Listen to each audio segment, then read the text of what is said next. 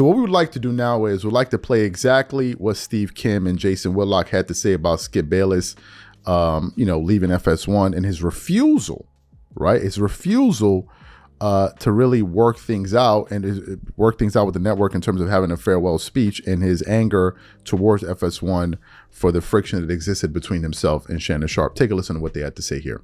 Before I let you go, I want to get your thoughts on, Skip Bayless. His final day on Undisputed was last Friday. Steve, he did not say a farewell on air. He did not address his departure on air. My understanding is that the executives and the people at Fox wanted him to address his departure on air.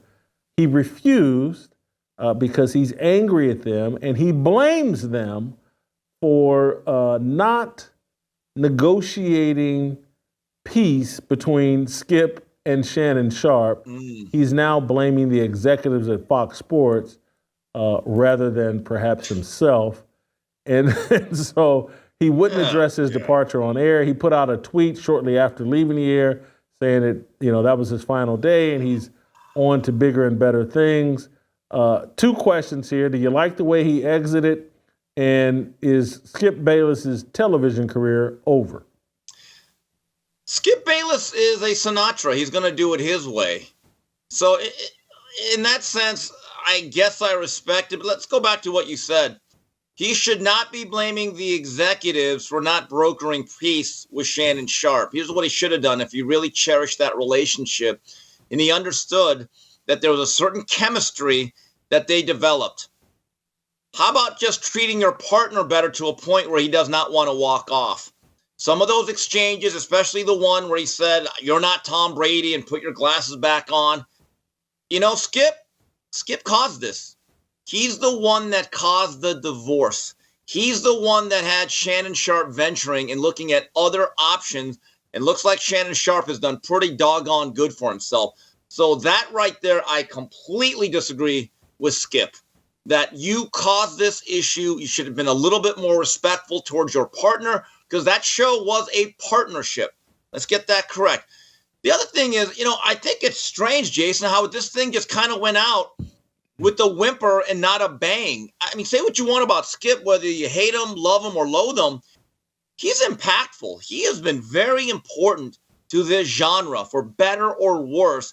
And to just kind of say, okay, see you whenever, with no celebration, with no tributes, nothing. It kind of reminds me of these boxing careers where, like, even the great Ray Robinson kind of wound down in Tijuana, losing to fighters that he never would have used as sparring partners. It just seems kind of underwhelming. But Jason, we spoke about this last year when they tried to revive this show with a cast of thousands.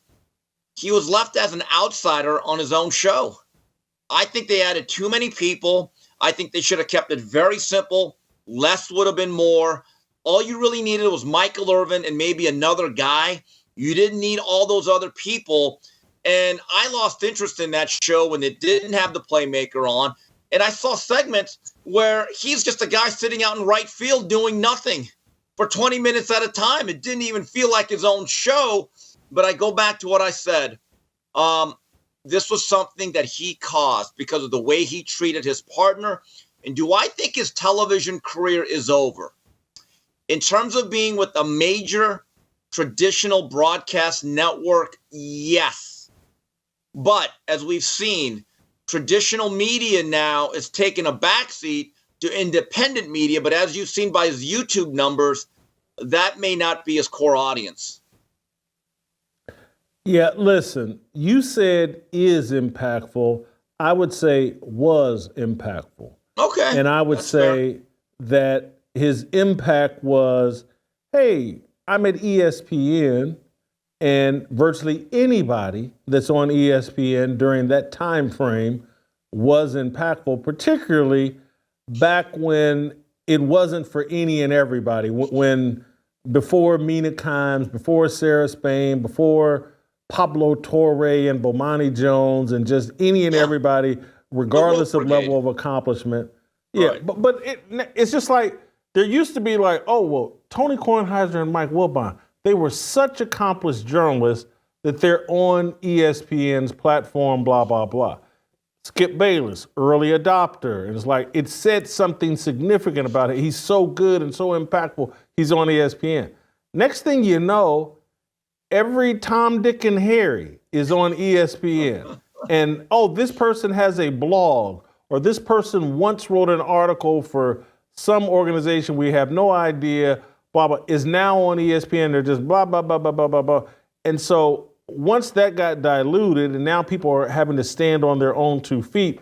So to me, Skip struck while the fire was hot, and he rode that wave from being an early adopter and someone that got identified early. But Skip has never been a skilled or talented or even likable broadcaster or anyone that's really all that provocative beyond the fact his willingness to take on LeBron James, someone who got identified as, hey, don't criticize this person. And he took him on at a time when LeBron was actually far easier to defend than he is now.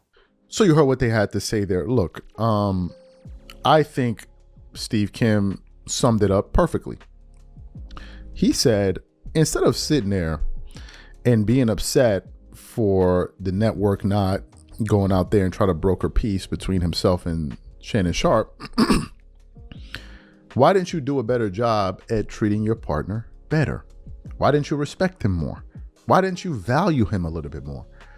I think these are all sound and salient points that he makes, right? And I think that's one of the reasons people don't feel, look, a lot of people don't feel bad for Skip for a bunch of reasons. Let's go through some of them. Number one, a lot of people don't like the fact that Skip trolled LeBron for his entire career. Now, is it okay to have, a harsh critique on a particular player? Yes, there's nothing wrong with that. But once people kind of see that that's kind of like your daily thing that you're doing, you now come off as a hack. Like, this is the only thing that you're doing on a daily basis, and people then begin to feel like, okay, you're only doing this to gain attention and get views and ratings, et cetera, et cetera, et cetera. Number one. Number two, people didn't like the fact that whenever things would go wrong in a debate, Skip has a history of disrespecting people on television.